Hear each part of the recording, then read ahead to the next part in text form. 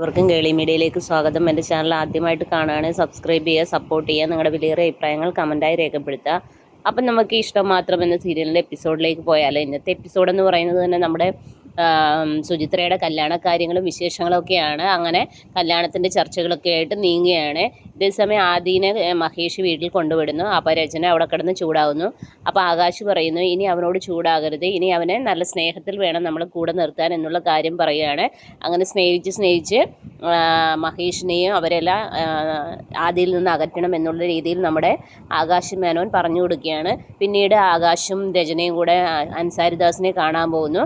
അപ്പോൾ അൻസാരിദാസ് പണ്ടത്തെ മറ്റേ ആതിര കേസിലെ കാര്യങ്ങൾ ഇങ്ങനെ പറയണം. അത് വീണ്ടും അവരുടെ വീട്ടിൽ പോയി കാണണം, കുറച്ച് പൈസ മുടക്കണം, എന്നിട്ട് വീണ്ടും കേസ് കുത്തിപ്പൊക്കണം. അതിൽ നിന്ന് നമ്മുടെ വിനോദ് പ്രതിയല്ലായിരുന്നു, പക്ഷേ ഇതിൽ പ്രതിയാക്കണം എന്നുള്ള രീതി പറയണം. ഒന്നെങ്കിൽ അവനെ അറസ്റ്റിലാക്കണം, അല്ലെങ്കിൽ താലി കെട്ടുന്ന സമയത്ത് അവനെ അറസ്റ്റ് ചെയ്ത് കൊണ്ടുപോകണം. ഇതാണ് പ്ലാൻ എന്ന് പറയുന്നു.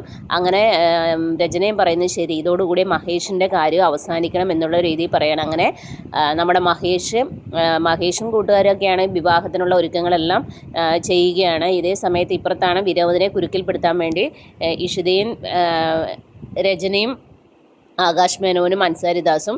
അങ്ങനെ ആകാശ് മേനോൻ പോയി ആതിരയെ കണ്ട് അങ്ങനെ എല്ലാ കാര്യങ്ങളും സക്സസ് ആക്കുന്നു. ഇവിടെ ആണെങ്കിൽ ഒരുക്കങ്ങളൊക്കെ തുടങ്ങി, വിനോദിനെ കാണുന്നില്ല. അങ്ങനെ വിനോദിന് വേണ്ടി വെയിറ്റ് ചെയ്യുകയാണ്. അപ്പോഴാണ് ആകാശ് മേനോൻ്റെ കോൾ വരുന്നത്. അപ്പോൾ ആകാശ് മേനോൻ പറയുന്നു, നിൻ്റെ അനിയനെ നീ കാത്തിരിക്കേണ്ട എന്നുള്ള രീതിയിൽ പറയുകയാണ്. അപ്പം മഹേഷ് പറയും, നീ എൻ്റെ കുടുംബത്തിൽ കയറിയാണോ കളിച്ചതെന്ന് ചോദിക്കും.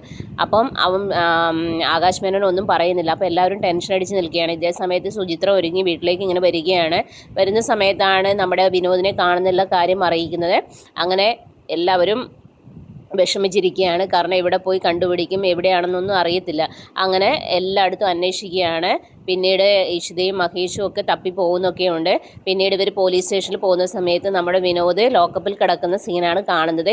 എങ്ങനെ രക്ഷിക്കുമെന്നറിയാതെ വേദനിച്ച് എല്ലാവരും നിൽക്കുകയാണ്. ഇതേ സമയത്ത് അപ്പുറത്താണ് മഹേഷിൻ്റെ അവസാനവും കാണാൻ വേണ്ടി ഇരിക്കുന്ന രചനയും ആകാശ് മേനോനൊക്കെ സന്തോഷത്തോടെ നിൽക്കുകയാണ്. ഈ കല്യാണം മുടങ്ങിയത് മാത്രമല്ല, എല്ലാം കൊണ്ടും അവർക്ക് പണിയായിട്ടാണ് അവർ വന്നിരിക്കുന്നത്. ഇതിൽ നിന്ന് എങ്ങനെ രക്ഷപ്പെടും എന്നാലോചിച്ച് വിനോദിനും ഒന്നും ചെയ്യാൻ പറ്റാത്തൊരവസ്ഥ. അപ്പോൾ ജോർജിനോട് നമ്മുടെ മഹേഷ് പറയുന്നത് ഇതുകൊണ്ടൊന്നും അവസാനിക്കുന്നില്ല എന്നുള്ള രീതിയിൽ പറയുന്നുണ്ട്. പക്ഷേ അവിടെ അവർക്ക് ഒന്നും ചെയ്യാൻ പറ്റാത്തൊരവസ്ഥയിലൂടെ കടന്നു പോവുകയാണ്. നല്ലൊരു എപ്പിസോഡാണ് അടുത്ത ദിവസങ്ങൾ വരുന്നത്.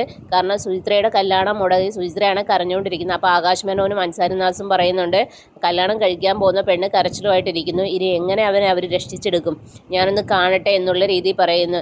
എന്തൊക്കെ പറഞ്ഞാലും എനിക്ക് തോന്നുന്നു ഇഷിത എന്തായാലും ആതിരേനെ കാണാൻ പോകുമായിരിക്കും. പോയിട്ട് ഈ കേസ് തിരിച്ചു കൊണ്ടുവന്ന് വിനോദിനെ എന്തായാലും ഇറക്കാൻ ചാൻസ് ഉണ്ട്. ഇഷിത തന്നെ ആയിരിക്കും മുന്നിട്ട് ഇറങ്ങുന്നത്. ഇതൊക്കെയാണ് എപ്പിസോഡിലുള്ളത്. അപ്പോൾ അടുത്ത ദിവസം എപ്പിസോഡിനായി എല്ലാവരും വെയിറ്റ് ചെയ്യുക. അപ്പോൾ ഓക്കെ, ബൈ ബൈ, താങ്ക്